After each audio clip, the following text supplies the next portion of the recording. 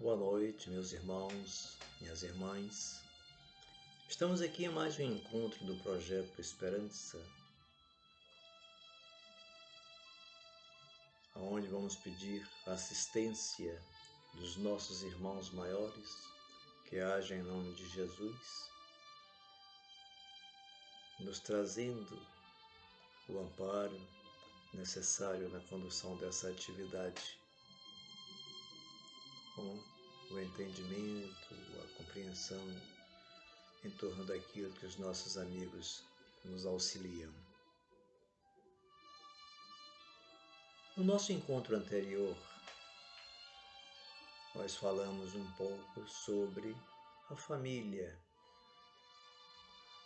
de acordo com as nossas necessidades do momento. Hoje vamos nos reportar um pouco aos nossos compromissos enquanto trabalhadores das casas espíritas. Vamos fazer uma viagem a momentos pregressos que nos servem de lições até os dias atuais e que através destes nos percebamos não só como espíritas, mas como cristãos. No livro Fonte Viva, no capítulo 176, nosso irmão Emmanuel nos chama a atenção com relação a um fato que ocorria no passado, tanto que ele tratou do assunto, mas ocorre ainda nos dias atuais. E nos diz ele: muitas instituições da vida cristã, respeitáveis por seus programas e fundamentos, sofrem prejuízos incalculáveis em razão da leviandade com que muitos companheiros se observam uns aos outros. É uma advertência muito grave que nosso irmão nos faz. Pois qualquer que seja a instituição, e nós outros espíritas em particular, na medida que se diz cristã, deve pautar suas ações através de seus membros por um processo constante de fraternidade entre si. E essa fraternidade passa pelo respeito ao outro em quaisquer circunstâncias, até mesmo no erro ou no equívoco que o outro venha a cometer. Nos ensina Jesus da necessidade de agirmos com indulgência para a atitude daquele irmão. Afinal, a atitude de qualquer um de nós não representa verdadeiramente o que somos enquanto espíritos. Mostra um momento nosso, mas nós não somos apenas um momento. E como aprendizes que somos,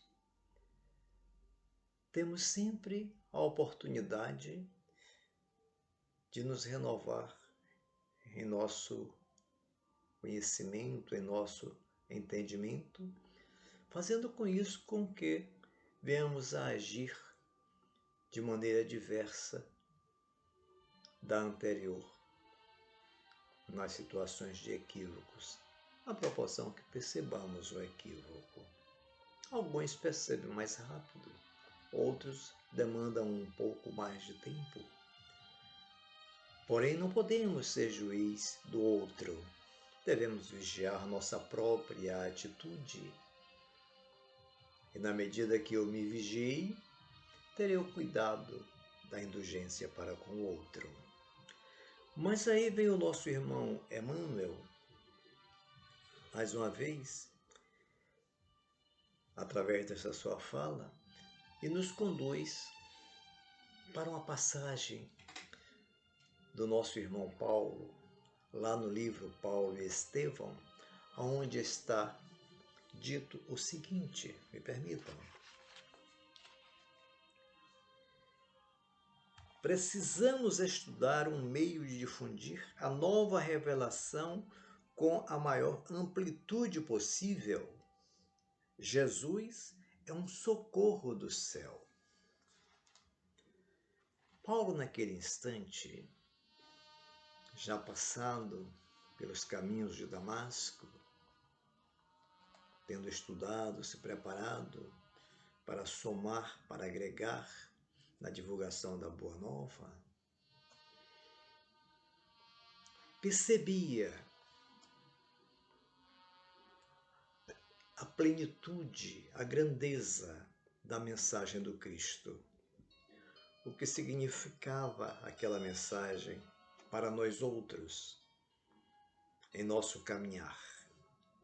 Então, repetindo o que ele disse, Jesus é um socorro do céu para toda a humanidade, encarnados e desencarnados. E ele prossegue: tardar na sua mensagem é delongar o desespero dos homens. Ou seja,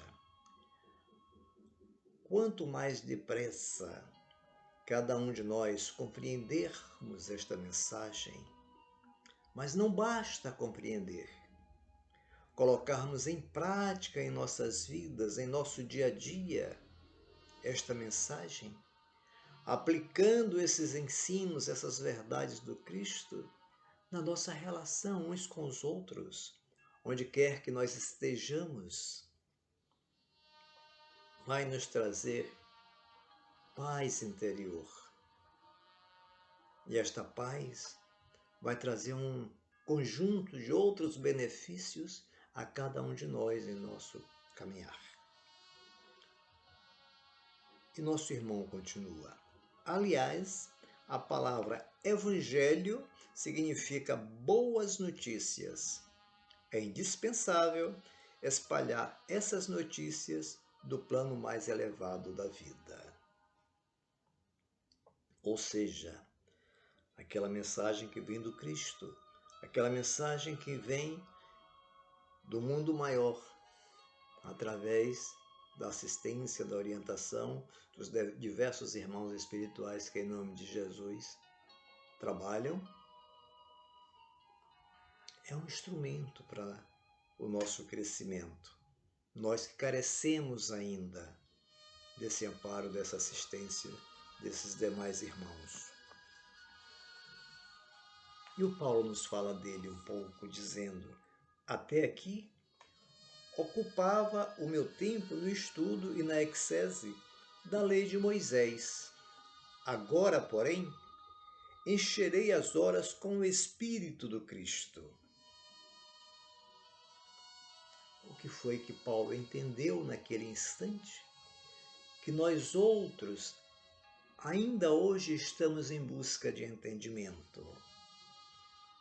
Estamos precisando passar pelas experiências da carne em nossos processos de resgate através das provas do dia a dia, caminhando com aqueles que nós chamamos de inimigo, porque ainda não fomos capazes de perdoar e nos reconciliar.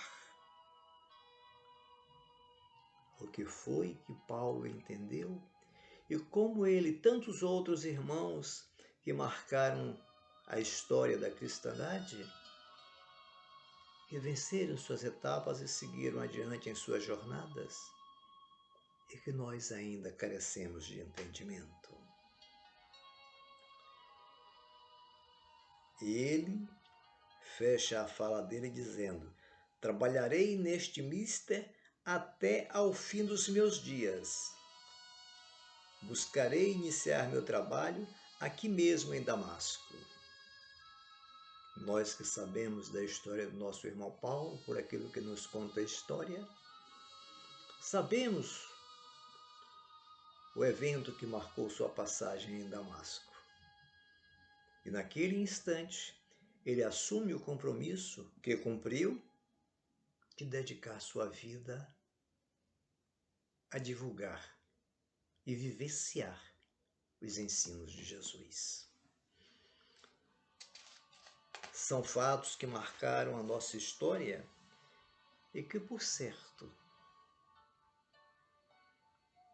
vão servir de referência por muitos e muitos tempos ainda, para aqueles que, assim como nós, ainda carecem de entendimento.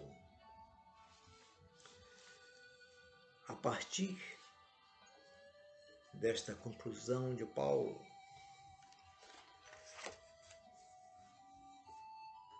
nós fomos estar de volta ao nosso irmão Emmanuel, tratando de uma passagem do Evangelho de Marcos, que nos fala de mãos estendidas.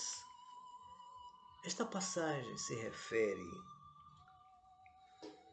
ao momento que Jesus cuidou de um homem aleijado que tinha deficiência nas mãos, não podia usá-las plenamente. E tem muito a ver com nós outros espíritas nos dias atuais,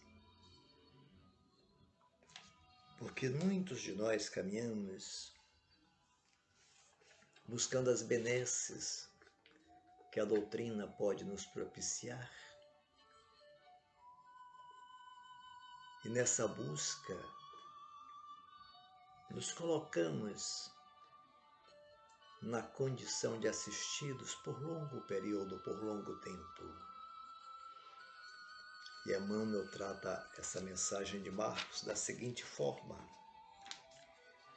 em todas as casas de fé religiosa, há crentes de mãos estendidas suplicando socorro. E todos nós conhecemos este quadro, independente de religiões. Almas aflitas revelam ansiedade, fraqueza, desesperança e enfermidade do coração. Imaginem que o nosso irmão falou sobre essas coisas no decorrer do século passado. Nós de lá para cá avançamos no tempo e essas situações que ele descreve estão muito mais presentes em nossas vidas nos dias atuais. Ou seja, de lá para cá nós ficamos mais doentes ainda, mais carentes, mais necessitados, mais fracos.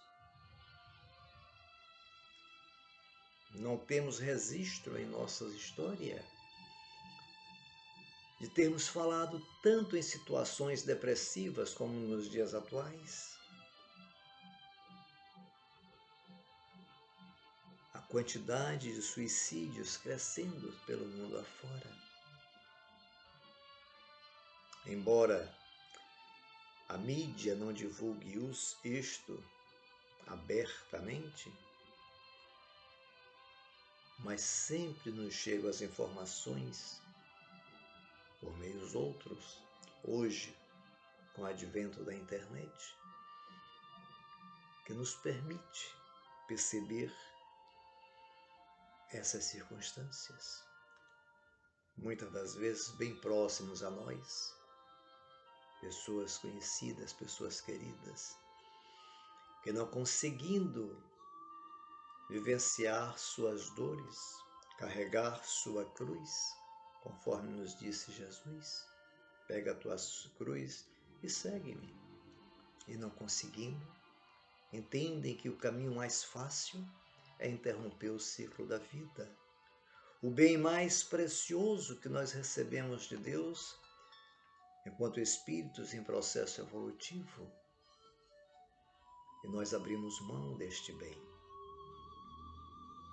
fugindo a compromissos assumidos e aumentando as necessidades e responsabilidades para oportunidades futuras. Pois Deus sempre nos dará novas oportunidades para repararmos os erros cometidos em nossa caminhada. Mas prossegue o nosso irmão a nos dizer: não seremos todos nós, encarnados e desencarnados, que algo rogamos à providência divina, semelhantes ao homem que trazia a mão seca? Nosso irmão Emmanuel faz a comparação nesse instante de nós outros, nos dias atuais, nas nossas necessidades, com aquele homem que foi curado por Jesus.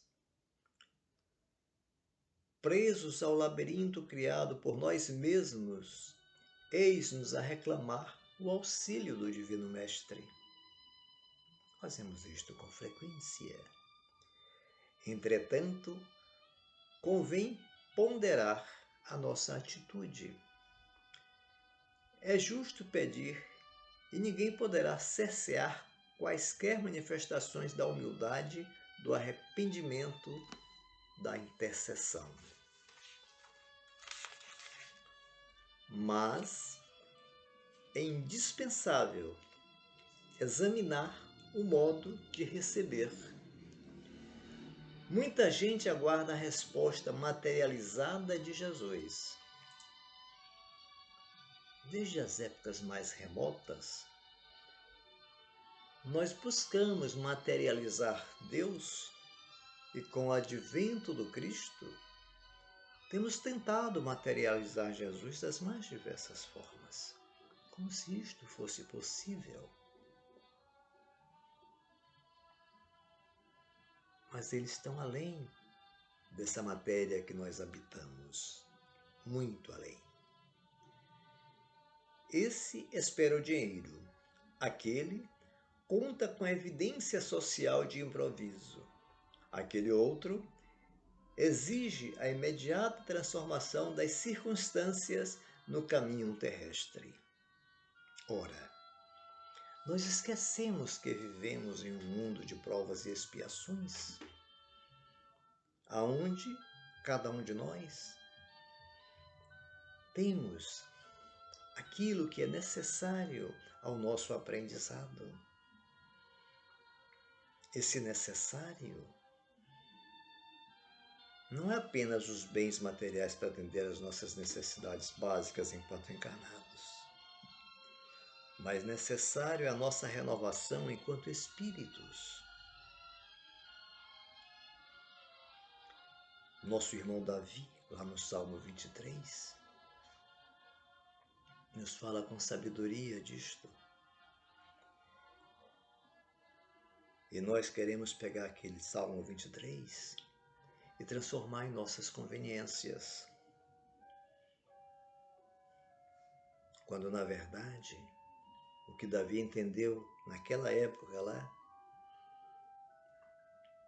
é que as nossas necessidades estão atreladas às nossas benesses, mas também às nossas dores, aflições e sofrimentos, em processo de retificação do espírito no seu caminhar.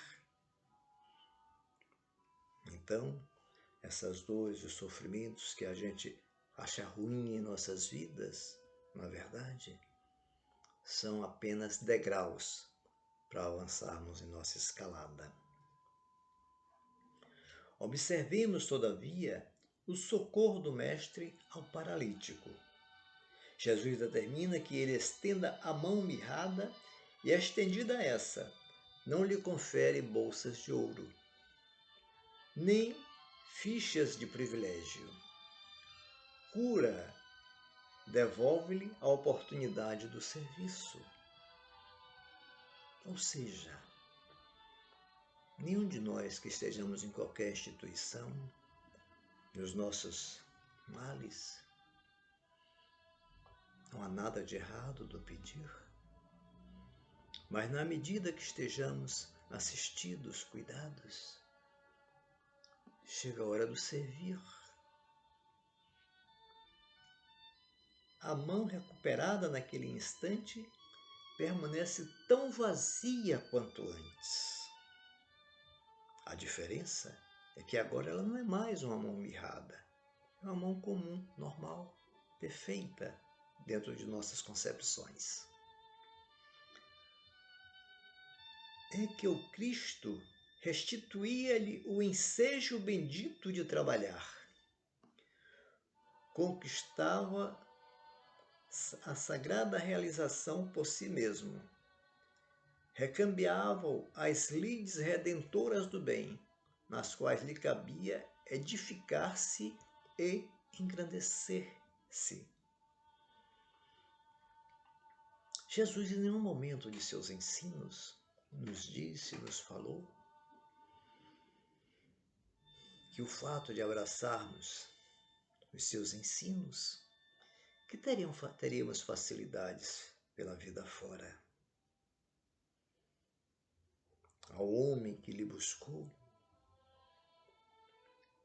tentando obter estas facilidades, ele respondeu com muita propriedade: pega a tua cruz e segue-me. Ora, Jesus não pegou a cruz dele. Orientou que ele pegasse a própria cruz e seguisse os passos de Jesus, os ensinos de Jesus. E isso vale para cada um de nós. E que cruz é essa que Jesus se referiu? São exatamente as nossas dores, nossas aflições, nossas inquietações. Cada um de nós somos responsáveis em cuidar delas. A lição é expressiva para todos os templos da comunidade cristã. Quando estenderes tuas mãos ao Senhor, não esperes facilidades, ouro, prerrogativas. Aprende a receber-lhe assistência, porque o divino amor te restaurará as energias, mas não te proporcionará qualquer fuga às realizações do teu próprio esforço. Faz por ti que eu te ajudarei. Lembram? Jesus falou desta forma. Faz por ti que eu te ajudarei. Então, que façamos a nossa parte. Que queiramos nós vivenciarmos as nossas oportunidades, não abdicando da condição de servir, sendo útil àqueles que conosco caminham. Que sirvamos a Deus, a Jesus, na pessoa de cada um daqueles que conosco caminham. Sempre. Mas que façamos isto com alegria, com satisfação, com desprendimento do coração. É importante que assim seja. Pois, assim como nós recebemos um amparo, assistência nas nossas rogativas de acordo com nossas necessidades, aqueles que caminham ao nosso lado em nossas dores também merecem e precisam disto. E Deus age em nossas vidas através de cada um de nós. Ele não vai sair dentro da nossa concepção de materializá-lo, do seu trono, onde imaginamos que ele esteja, para vir cuidar de cada um de nós. Ele criou, elaborou leis perfeitas, justas, para que, nos adequando a estas leis, demos curso ao nosso caminhar. E a base desta lei está no livre-arbítrio que cada um de nós temos, no direito de fazermos nossas escolhas.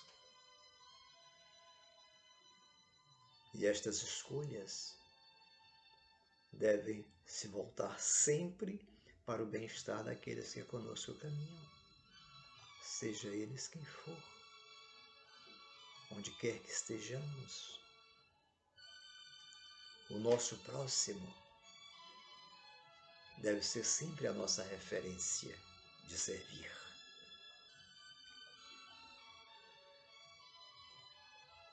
E aí, diante desse contexto, nós vamos encontrar uma mensagem referindo-se ao nosso irmão Paulo de Tarso, no livro chamado A Casa do Caminho e os Primeiros Cristãos, do nosso irmão Sergito de Souza Cavalcante, que nos diz o seguinte: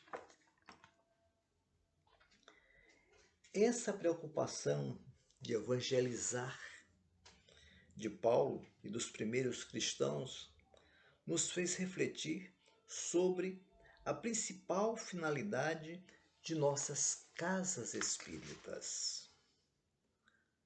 Ao contrário de algumas correntes religiosas que têm caráter salvacionista, a doutrina espírita pretende promover a evolução do homem pela educação do espírito, ou seja, tem caráter pedagógico.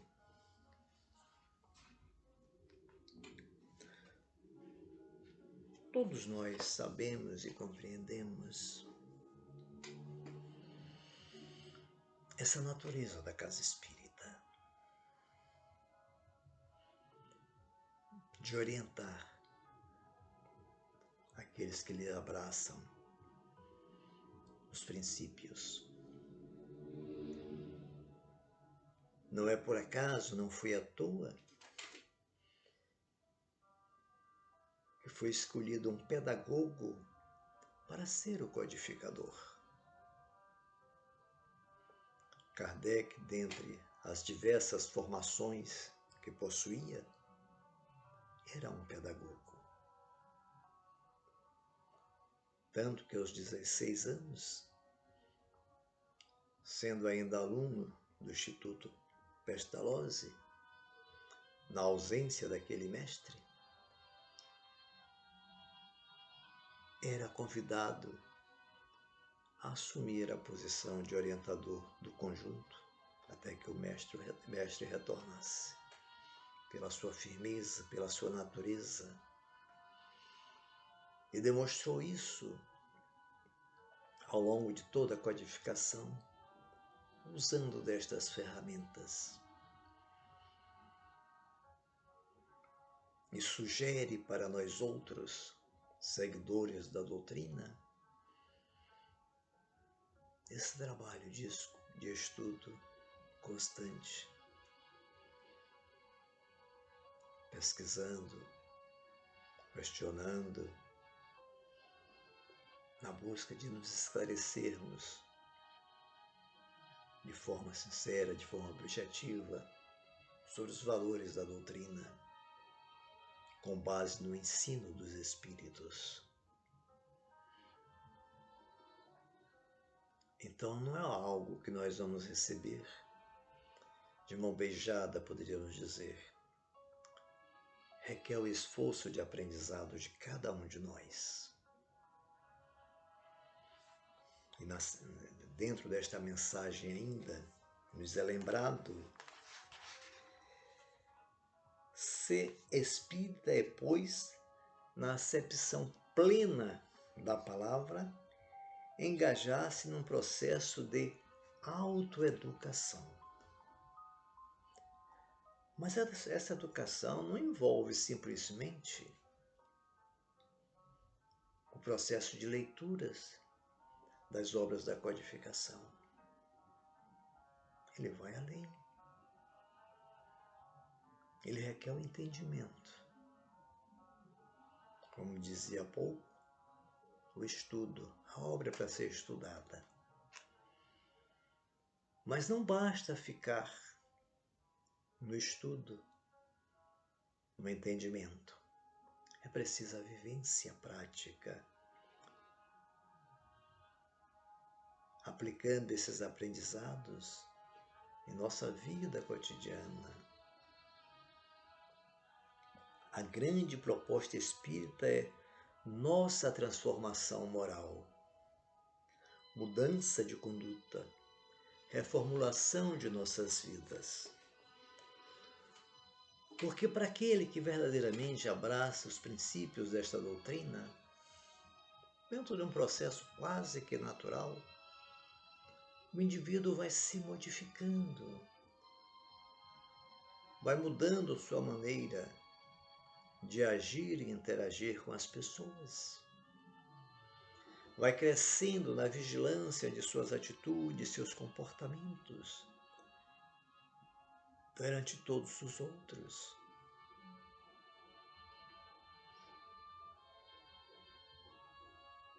E isso, como eu disse, é num processo quase natural, porque a doutrina em si não nos cobra nada, não nos impõe nada, nos dá princípios. A decisão de ir mudar parte do íntimo de cada um de nós, na medida que vamos vivenciando esses aprendizados.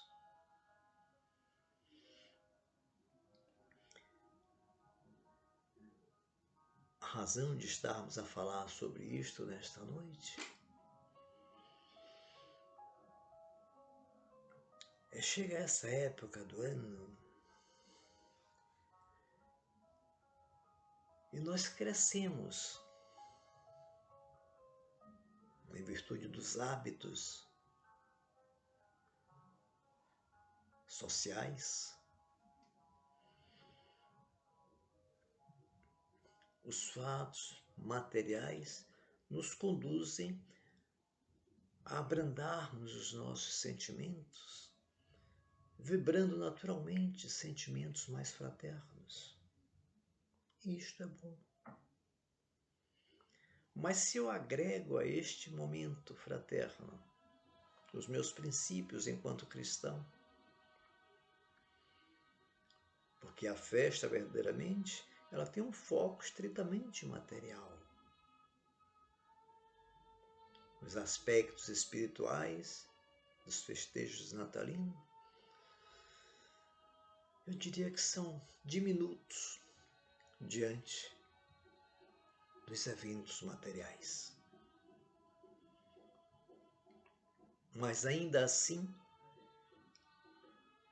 tem o efeito do sentimento de fraternidade muito grande. Nos parece uma contradição isto, mas é um fato que acontece.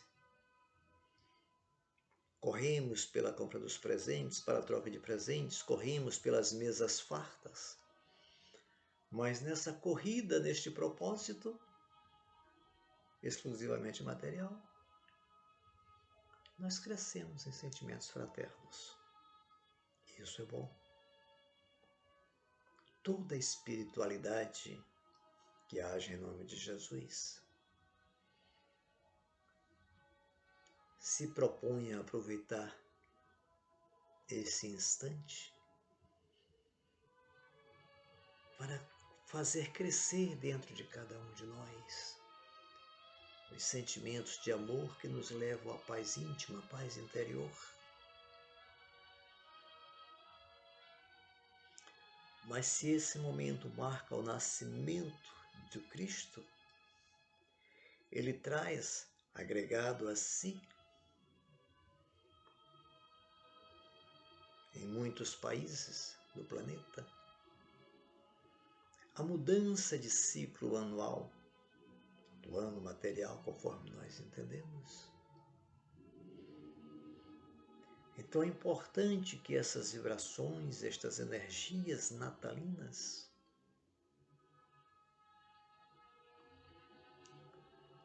cheguem a essa virada de ciclo anual, onde o primeiro dia do ano é marcado como dia de confraternização, E que essa confraternização se faça com muito amor. Que aproveitemos estes momentos, dessas vibrações renovadas dentro de nós. E assim como fazemos planos, promessas diversas, de mudanças, de construção de novos ideais, que façamos um momento também de reconstrução espiritual. Que nos renovemos enquanto espíritos, construindo um verdadeiro sentimento de união para com aqueles que conosco caminham. Que o nosso abraço nesse período não seja apenas um abraço social, seja um abraço real, de união para com os irmãos. Que aproveitemos esse instante para estender a mão àqueles que magoamos, que ferimos, que ofendemos. Que possamos pedir perdão, começando uma nova caminhada com aquele irmão. Propostos em nós a não mais ferirmos, não somente aquele, mas pela lição vivenciada com aquele, não ferirmos a outros também. Como disse, que façamos um momento de renovação espiritual. Sejamos espíritos novos em nós mesmos. Por certo, à medida que formos agindo de tal forma com aqueles que conosco caminham, iremos nos perceber mais em paz conosco mesmo. O mundo não vai ficar melhor pelo fato de desejarmos que ele se torne melhor, se não conseguirmos fazer essa mudança que desejamos para o mundo dentro de nós mesmos. Quem de nós não deseja um mundo com mais paz, com mais harmonia, com mais fraternidade e união entre as pessoas? Mas isto tem que começar em nós, em nossas atitudes. É preciso que não fiquemos apenas nas palavras, mas que possamos ser exemplo para aqueles que conosco caminham. A cada dia, a cada instante do nosso caminhar, vamos ser chamados a dar exemplos, a vivenciarmos as lições já aprendidas de forma positiva na nossa ação e interação com aqueles que nós caminhamos. E a cada atitude minha, eu possa fazer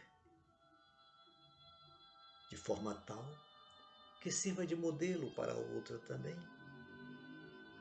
Que ele perceba que vale a pena agir com respeito, com atenção, não só falando, mas também ouvindo o outro. Sermos corteses àqueles que caminham conosco, assim como nós.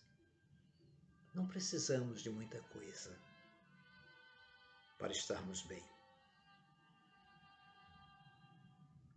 É só eu avaliar aquilo que eu preciso em relação à atenção do outro, ao cuidado do outro, ao zelo do outro para comigo. E na medida que eu acho que isso é válido, necessário e importante, que eu aja da mesma forma para com aqueles que comigo caminham. Foi assim que Jesus nos ensinou: dar ao outro aquilo que queremos receber. Então, tudo aquilo que eu desejo de melhor para mim é a medida exata daquilo que eu devo dar aos que comigo caminham. Na proporção que formos caminhando e entendendo essa regra, que eu chamaria de regra de ouro, e pondo em prática em nossas vidas, estaremos sim construindo um mundo melhor.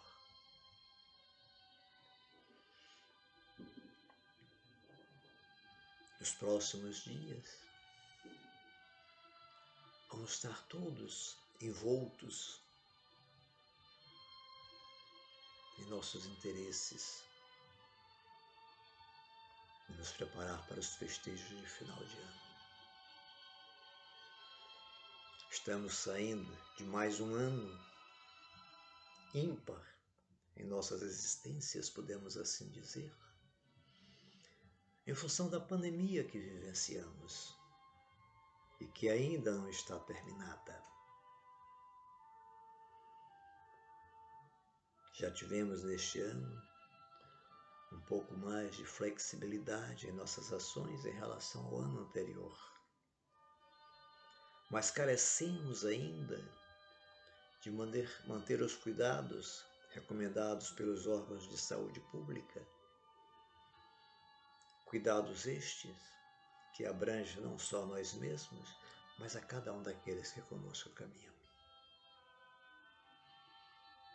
O modo como nós exercitemos estas normas, estes cuidados, vai dizer como será para nós o próximo ano. Quanto mais zelosos, cuidadosos nós formos, por certo teremos um próximo ano, na sequência, com mais flexibilidade. Na medida que outras variantes da pandemia não se multipliquem, como aconteceu nos momentos passados. Se formos descuidados e esse processo se acelerar, podemos passar por outros momentos difíceis com menos flexibilidade. Em todas as circunstâncias da vida, nossas ações trazem reações que podem ser boas ou ruins, de acordo com as nossas atitudes. Depende sempre de nós, de cada um de nós, cada um dos momentos de nossa existência. E o momento presente, o nosso agora, sempre está a nos dizer como será o nosso amanhã. Que tenhamos a sabedoria para construir um amanhã melhor, sob todos os pontos de vista, material e espiritual, independente de conceitos religiosos.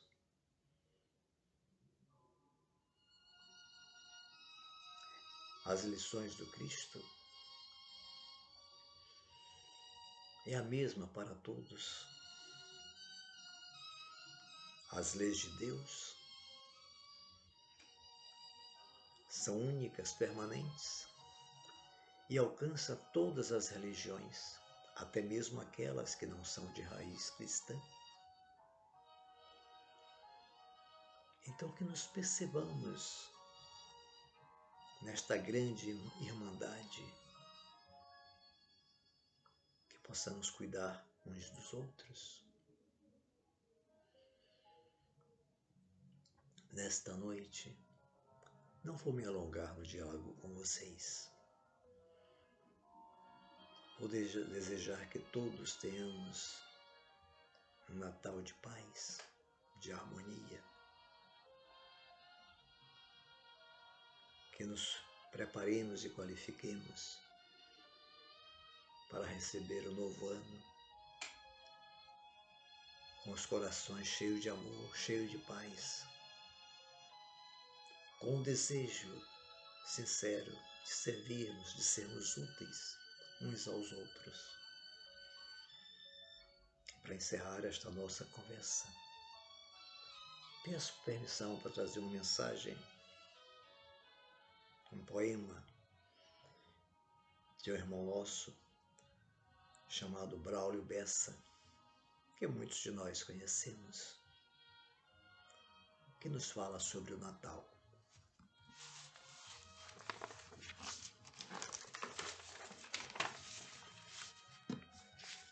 Nos diz ele que você, neste Natal, entenda o real sentido da data que veio ao mundo um homem bom, destemido, e que o dono da festa não possa ser esquecido. Repare, vindo lá do Polo Norte, num trenó cheio de luz, Papai Noel é lembrado muito mais do que Jesus. Ou balança incoerente, onde um saco de presente pesa mais que uma cruz. Sei que dar presente é bom, mas bom mesmo é ser presente.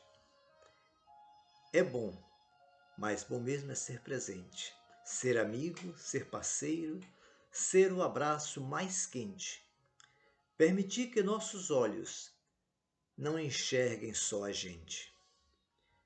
Que você, nesse momento, faça uma reflexão, independente de fé, de crença, de religião, pratique o bem sem parar, pois não adianta orar se não existir ação. Alimente um faminto que vive no meio da rua. Agasalhe o indigente coberto só pela lua. Sua parte é ajudar, que o mundo pode mudar, cada um fazendo a sua. Abrace um desconhecido, perdoe quem lhe feriu, se esforce para reerguer o amigo que caiu. Tente dar esperança para alguém que desistiu. Convença quem está triste que vale a pena sorrir. Aconselhe a quem parou que ainda dá para sorrir. E para aquele que errou, meu amigo, dá tempo de corrigir. Faça o bem por qualquer um, sem perguntar por quê. Parece fora de moda, soa meio que clichê. Mas quando se ajuda alguém, o ajudado é você. Que você possa ser bom, começando de janeiro, e que seja esse sentimento, seja firme e verdadeiro. Que você viva o Natal todo ano, o ano inteiro. Que nós possamos realmente ter esse Natal de paz, de harmonia, de alegrias.